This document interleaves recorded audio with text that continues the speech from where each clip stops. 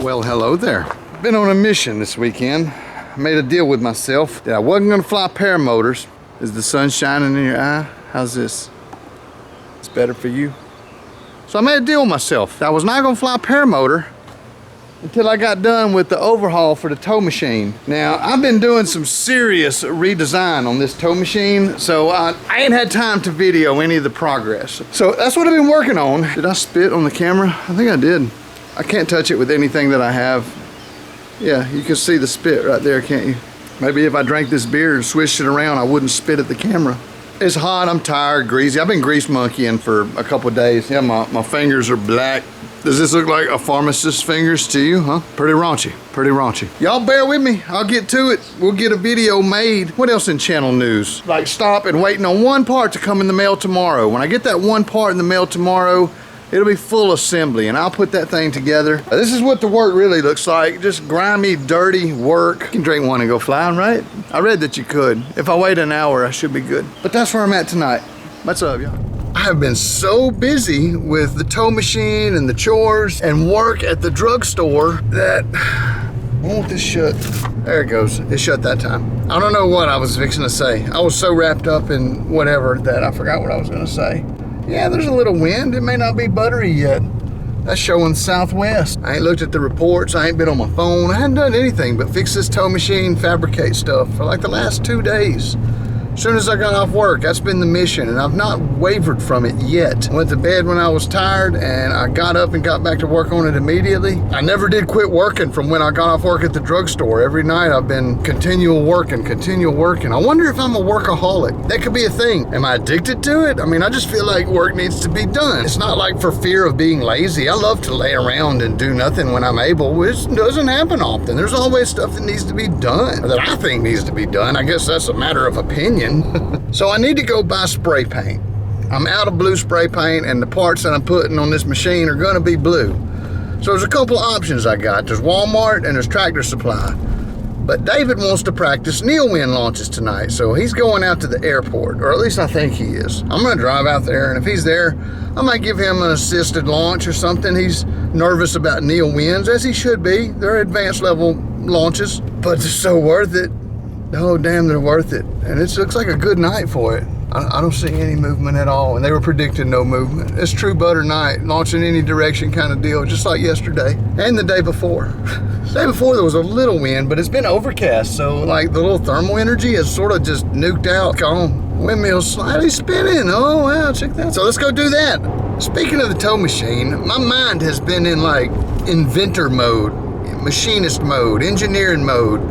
I've got all these gears, man. My cogs never quit turning. I mean, sometimes they slip and grind and shit like that, but they never stop spinning. The inner workings of the whatever's going on inside old Kylo here, there's some wild shit happening up there, man. I've always had the uncanny ability to picture things in 3 dimensions. Tried for 4, but definitely 3 dimensions is pretty standard. I think that's why I enjoy flying so much, because it is such a 3-dimensional activity. I mean, it involves that vertical component. Being able to visualize things in 3 dimensions has just always been a very easy thing for me, and I thought that everyone could do it, but it turns out that people have trouble.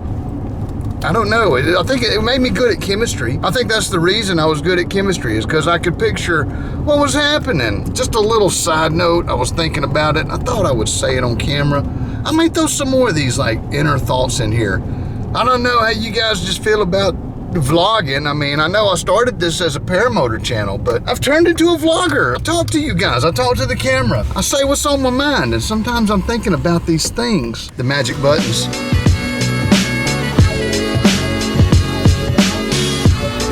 Look who's there. It's David. All right, it's looking good. It's looking good. Keep it going. Power. Oh, it's coming. It's turning. It's turning. You got to run that way. Didn't get fast enough. Here, I'll reset you. You were kind of slow on your inflation. You're used to that wind. There's no wind tonight. So, like I said, those first 5 steps have got to be humping it. All right, you got a perfect layout. Yeah, pull those A's nice and tight. And while you're pulling them tight, just accelerate into them. And the wing will come up and go where it's supposed to go. It's got to be faster than the last one. The faster you do it initially, the easier it is on the back end. All right, it's coming up. It's coming up. It's coming up. Keep going. Power, power, power, power, power, power, power. Run that way a little. Run, run, run, run, run. There you go. Near wind launch. We are live on the Kylo channel. I'm on the phone with David. I still don't know how to hook up phone audio to the video so everybody can only hear the one-way call. But that's what's going on if you hear me talking to somebody. And I'm about to do my second near wind launch of the evening. Wrong.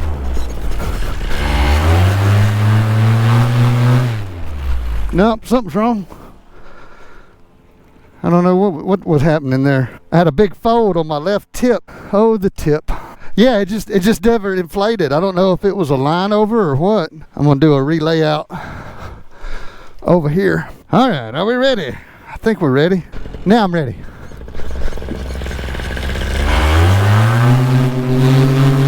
Whoa! Why is my wing falling down? That's what I want to know. Well, here I am to answer that question. Future Kyle here in case you didn't know. What was happening was kind of a weird situation I have only come across about twice in my paramotoring years. The winds on the surface were in my face, but the winds aloft were... What am I doing here? The winds aloft were going the opposite direction, and the gradient was about 20 feet off the ground. So my wing inflated, and as soon as it hit the winds aloft, it was just folding and coming down. And what was causing it was the beginning of a gust front from a storm that was about 50 miles away. But as soon as I launched, I realized it. But I thought I would just, incorporate the answer to Pascal's question there. What is happening? You would think I could launch a wing. And all indications were that I was good for it. But that wind was just coming over the top. And if you look at the way the wing was on the ground, clearly it was folding down from the top and just landing flat on its belly. It wasn't like falling back or anything like that. Yeah, and as soon as I launched that third time, which is coming up, I actually do launch the glider. You'll see what I'm talking about. Have I got a line tangled somewhere or something? I mean, I know it just launched a while ago. And what I was getting at there was I had just done a launch, exactly the same situation, and it was fine, but the next two were not, as you just saw. But that was off camera. It's the left side, as far as I can tell, but I don't know, man. It looks good. Probably the pilot, not the gear, that sort of thing. And I'm gonna check on one more time. Once again, it all looks good. I got no excuses now. I gotta make it happen. Okay, I got a perfect layout, man. It's got to go now. Yeah, I might can get it this time. We're gonna see. Yeah, there it is.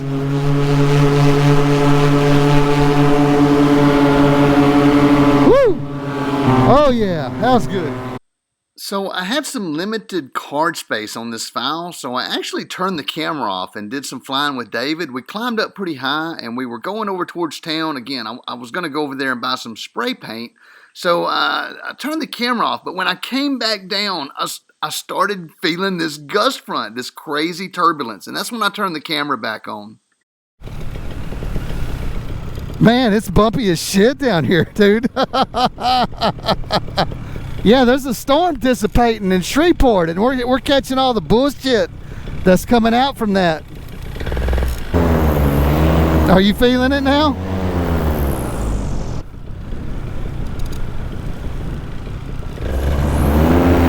Oh, yeah, they're rated. Some of them they'll hold up a little bit. Look at there, I landed. I'm kiting. That's how much the wind's blowing now. Yeah, you can always land and fix it. You can flip it around. You got to kind of pick up the lines in your wing and everything. It'll hold, man. I wouldn't sweat it. You can fly a whole flight like that. I mean, you ain't pulling high G's. It's just if they're turned sideways, they're rated for like 1/2, but still, that's like 2,000 pounds or something. Yeah, you're not hurting anything, man. That thing will be fine. Yeah, Woody had a carabiner sideways in one of his videos recently, and he just reached up there with both hands and like muscled it where it needed to be. Yeah, I'm gonna stash my shit right over here, and then hopefully that wind will stay long enough that I can relaunch in it. That'll be awesome. Yeah, I'm kicking my phone. It's like the end of the tether. All right, man, I'm gonna get off of here for a minute. I'll holler back when I come back out. All right, cool. Later. So something strange happened. We got a storm out here in the distance, and upon descending in to examine my landing zones, it looks like there's a storm that's dropping, and we're catching the gust front off of that storm. 100%, I can see it over there. But it's moving sort of away from us. We're just kind of on the edges of it. It's not a dangerous gust front. That's definitely what we're feeling here. It was just some minor turbulence. Still a bit odd when you're feeling it, when you're landing a paramotor. But I'm gonna walk over here to the Walmart. Just need a can of spray paint. We're close. That's all we need. How bad? Bye. You'll be on YouTube? Shit. Oh boy. Say hi. Say hi, YouTube. Hey, welcome to the Kylo Show. Paramotor trip to Walmart for paint. Are you camera shy?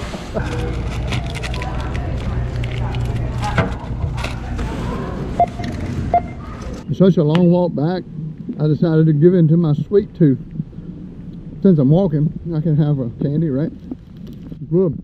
Real good. I'm taking a little different route back. There's a big lake behind this Walmart. Man, that gust front. I can see the thunderhead to the south of me here, and it is moving kind of in an easterly direction. There's some wind here, yo. More than I was bargaining for, considering it was supposed to be a Neil wind buttery night. There was just one little storm that popped up.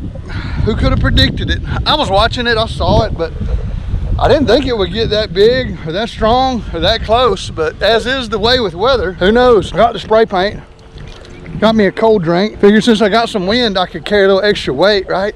I hope that this road, everything looks great from the air. Like all the terrain that you sort of look at, all the grass looks short and manicured.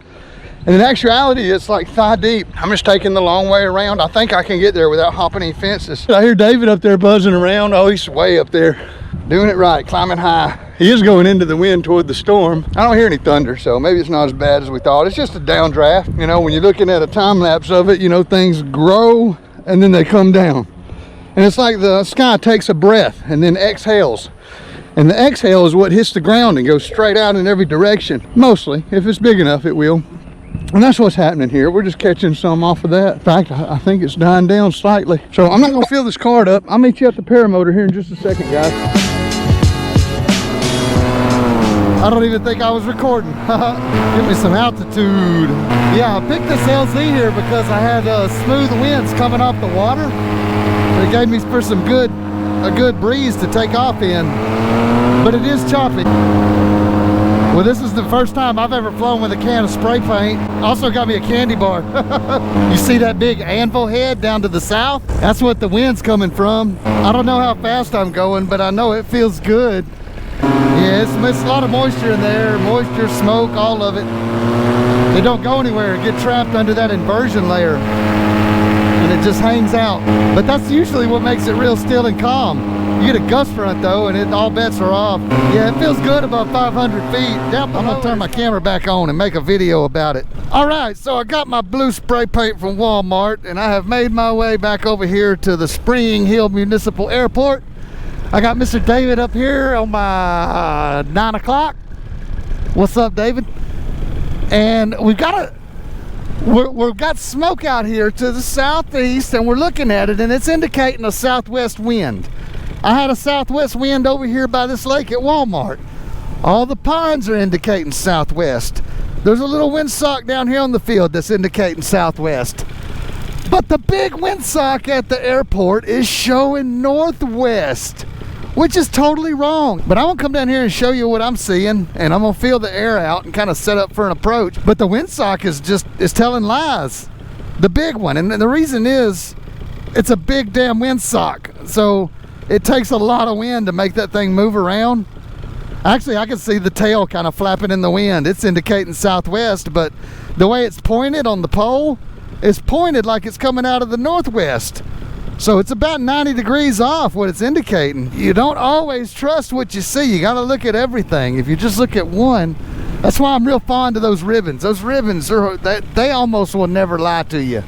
Unless they're hung up or something. They'll always tell you the truth. But yeah, I'm obviously into the wind right here. I'm just going to do a pass over here at this windsock. Make sure there's no airplanes coming. I've actually been making sure the whole time.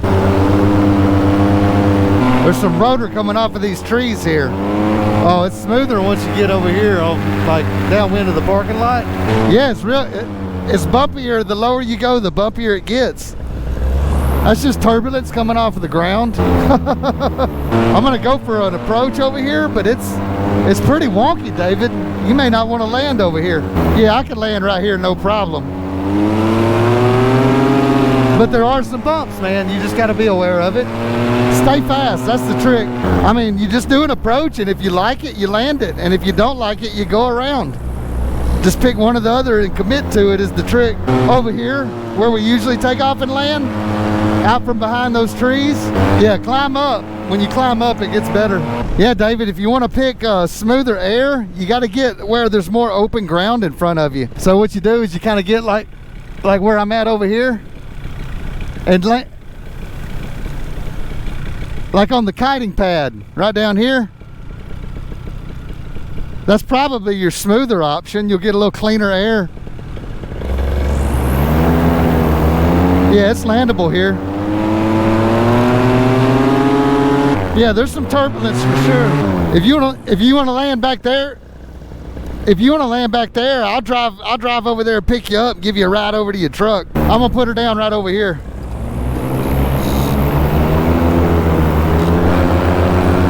Yeah, just fly that thing to the ground, just like you always do.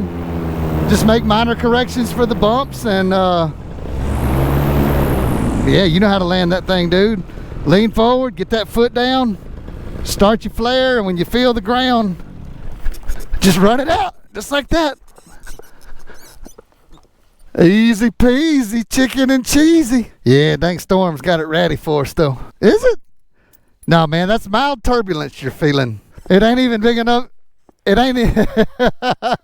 It's good for you though, man. It'll let you know that when you feel bumps like that in the future, you know you'll be able to handle it. So it's no biggie. Just do the right moves, pick good decisions, and all is well. No, it's just the remnants of that gust front. Gust fronts are disorganized and they get strong and they run across the ground low. So the lower you are to the ground, the more you feel that turbulence. It's actually pretty calm right here on top of the ground. But I think we're in the wind shadow from these trees right here. I think we're coming through the rotor, and then once you get to landing altitude, like you're underneath it. How'd we do? All right. I can't see. I did wash my glasses at Walmart. Heck yeah, man. Yeah, good landing. You nailed the target too. That's awesome. Yeah, man, I'll drive down there and grab you. Mission completed. I had to do a landing approach through rotor, and I opted for David to take a better approach over here where he had a little more open sky, so that he didn't have to take that rotor he said it was the most turbulence he had been in so far. But no problem, I landed by the trucks. I'm gonna drive over here and scoop him up. Got his wing bag for him, and yeah, all's well, man. Good flight, it's fun, interesting. The weather changed on us. Predicting nil conditions turned into flying through some gust front stuff. But like I said, it's kind of weak. We're on the tail edge of it. I was watching it, so all safe. But again, a little turbulent down low, like 500 feet and down was just bleh. Above it was great. They were a little stiff. But yeah, all in all, it's good though. It wants me to buckle up. Here you go. Good stuff.